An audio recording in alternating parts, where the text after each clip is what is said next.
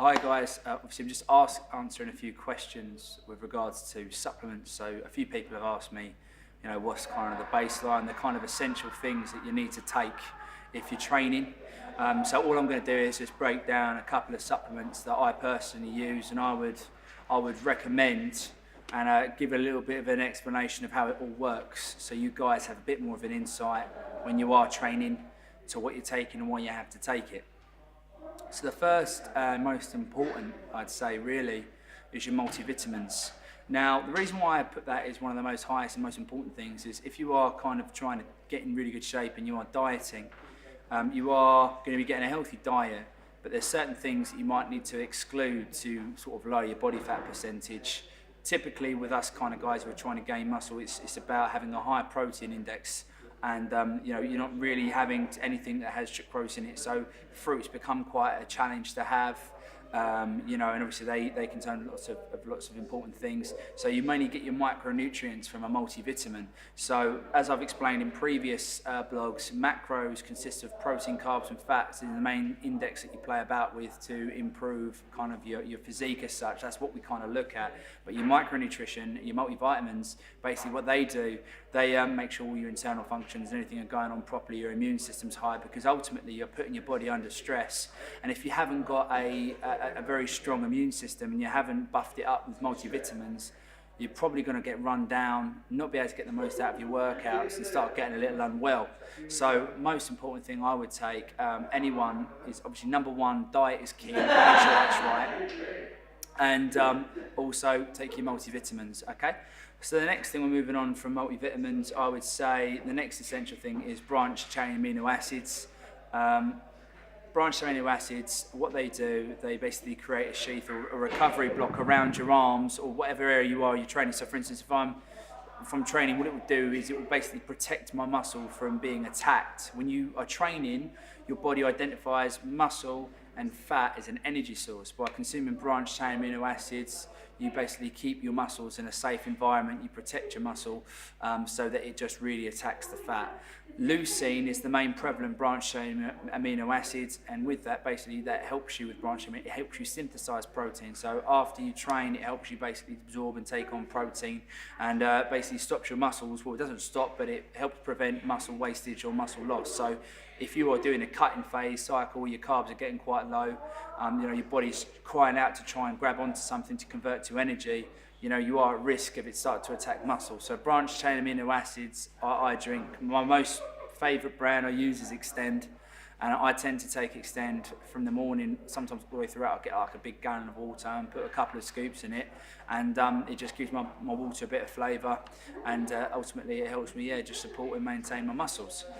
So we've covered multivitamins, we've covered branched amino acids. Next things is like your fish oils, so your omegas 3, 6 and 9s and flax seeds. You can get certain multivitamins that have these in them as well, but what they basically do is they actually, the first thing that's quite important about fish oils, etc., they actually do promote weight loss and natural fats, and they're quite good for that. They're also known to help improve brain function. If any of you have tried cutting and losing a lot of body fat, when you start getting down in your body fat, you need a certain amount of body fat for your brain to function, so it's important to have these essential fatty acids in your system. Another thing with it, it also helps lubrication and it helps with the joint. So there's other things that it does as well, but the main three things to kind of focus on is the fact that it will help with your joints.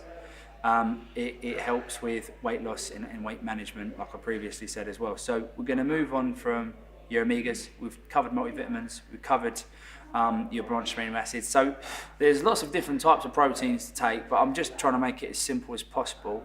The main kind of protein I take on board is you can get most of your stuff from your diet. I mean, they say casein is a good bridge meal, so if you're struggling, you can have casein in between meals to bridge meal because it's quite thick. You can make it almost with water into like a porridge, However, the most important protein I'd say take is a protein isolate.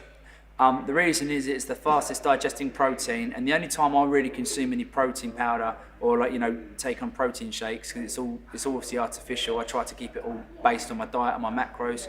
The only time I really take on any protein is post-workout. So with whey isolate, it's the fastest digesting protein, meaning it goes into your system and it starts helping and feeding your muscles straight away, protecting obviously your gains and your body.